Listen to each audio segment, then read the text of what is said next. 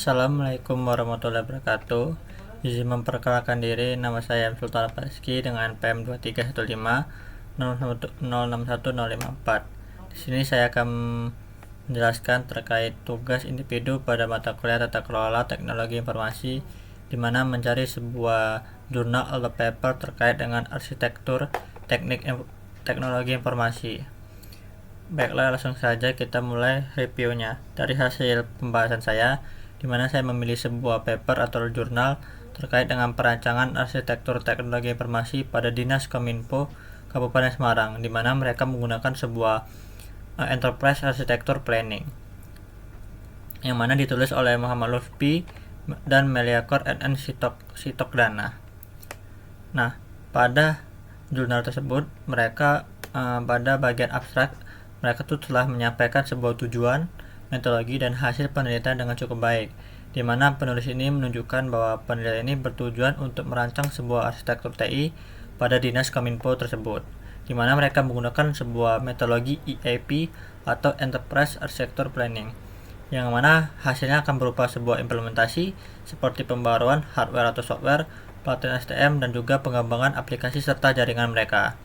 Lalu kita lanjut kepada bagian pendahuluan, di mana pada bagian pendahuluan mereka memberikan sebuah konteks yang kuat terkait pentingnya arsitektur TI dalam mendukung aktivitas organisasi, khususnya di sektor pemerintahan. Nah, penulis juga menjelaskan terkait latar belakang Dinas Kominfo ini, bagaimana tantangan yang mereka hadapi selama mengelola TI di Dinas Kominfo tersebut. Lalu kita masuk ke metode penelitian, di mana mereka menggunakan sebuah metodologi EAP dengan tahapan. Yang pertama itu ada studi literatur, yang kedua ada observasi lapangan dan wawancara, perancangan EAP terkait dengan inisiasi, analisis kondisi saat ini, rancangan masa depan, dan juga implementasi tersebut. Lalu ada terkait dengan kesimpulan dan saran. Nah, pada kelebihan metode penelitian ini terdapat sebuah metode yang digunakan sesuai dengan tujuan penelitian. Lalu juga ada pengumpulan data itu melalui observasi dan wawancara, yang mana memberikan sebuah data yang sangat real. Lalu untuk kekurangannya sendiri tidak dijelaskan bagaimana mereka itu melakukan wawancara dan observasi itu, bagaimana jumlah respondennya, durasi, mereka menggunakan apa, dan lain-lain.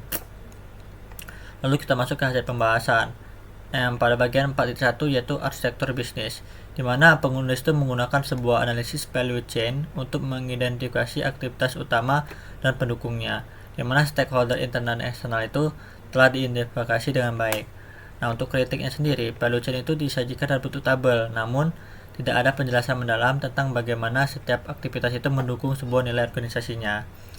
Lalu pada 4.2, yaitu arsitektur sistem informasi, nah mereka tuh sudah mendaftarkan aplikasi yang digunakan tuh sudah diinventariskan, termasuk e-office-nya, lapor GoID, SIPD, dan lain-lain. Namun tidak ada analisis lebih lanjut mengenai integrasi atau kesenjangan fungsional antar aplikasi. Jadi integrasi antar aplikasi tersebut tidak dijelaskan atau tidak dianalisis oleh jurnal tersebut. Lalu kita masuk ke arsitektur teknologi, di mana inventaris dan hardware dan software itu dilakukan dengan detail. Jaringan menggunakan topologi yang digambarkan dengan sangat baik. Jadi pada Dinas Kominfo itu sendiri dilakukan sebuah metodologi ini, mereka tuh menggunakan sebuah jaringan topologi tree yang sangat baik. Lalu untuk kritiknya itu sendiri tidak ada evaluasi terhadap keamanan. Mereka tidak melakukan evaluasi terhadap keamanan, skalabilitas, ataupun kendala infrastruktur yang mereka lakukan selama melakukan metode ini. Jadi pada metode ini mereka tidak melakukan evaluasi terhadap hal-hal tersebut. Lalu kita masuk ke analisis kesenjangan, di mana sebuah bagian ini nih sangat kuat karena penulis itu mengidentifikasi kesenjangan dalam hal aplikasi, infrastruktur, dan SDM untuk setiap unit layanan. Jadi rekomendasi yang diberikan kepada Dinas Kominfo tersebut diberikan dengan sangat jelas dan sangat lengkap bagaimana cara mereka melakukan hal tersebut. Lalu yang terakhir itu ada rencana implementasinya. Jadi penulis memberikan sebuah rencana implementasi 5 tahun yang disajikan dalam bentuk tabel, namun tidak dijelaskan bagaimana prioritasnya, anggaran, atau metrik keberhasilan pada implementasi tersebut. Lalu untuk kelebihan jurnal untuk secara keseluruhan, peneliti itu berbasis empiris melalui observasi dan juga wawancara. Lalu ada sebuah analisis kesenjangan yang mana dilakukan dengan sangat sistematis. Dan juga ada sebuah penyajian data impress itu dengan sangat detail. Jadi mereka menyajikan data inventaris hardware dan software itu sangat detail. Lalu sebuah rekomendasi itu disusun dalam bentuk rencana jangka panjang, yaitu 5 tahun tersebut. Lalu untuk kelemahan jurnal itu sendiri, mereka tidak membahas mengenai keamanan siber atau juga profil data yang sangat penting pada Dinas Kominfo. Lagi kita tahu bahwa sebuah institusi itu sangat rentan terhadap penghacken pada keamanan mereka itu sendiri. Lalu tidak dijelaskan juga bagaimana IAP ini dibandingkan dengan framework enterprise arsitektur lain. Jadi mereka tidak membandingkan apakah menggunakan IAP ini dan juga metode-metode lain. Lalu rencana implementasi itu tidak dilengkapi dengan RAB-nya atau analisis biaya, timeline-nya, atau juga indikator keberhasilan itu. Dan juga gambar dan tabel itu tidak semua dirujuk dalam tag. Misalnya pada gambar 3. Nah, untuk rekomendasi untuk penelitian lanjutan, kita tuh harus melakukan analisis mendalam tentang integrasi sistem yang ada. Lalu kita harus menambahkan sebuah analisis risiko dan mitigasi dalam rencana implementasinya itu sendiri. Dan juga kita harus menggunakan sebuah framework COBIT yang sering digunakan atau juga ITIL untuk melakukan analisis pada tata kelola TI itu sendiri. Lalu kita juga harus melakukan sebuah evaluasi pasca implementasi untuk mengukur dampak rencana arsitektur yang telah kita berikan tersebut.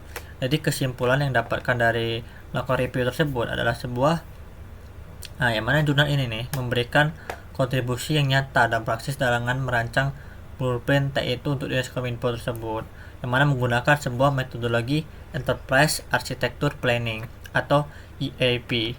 Dan juga kekuatan utama terletak pada analisis kesenjangan dan komprehensif dan inventaris infrastrukturnya yang sangat rinci, didukung dengan data empiris dari observasi lapangan dan juga wawancara.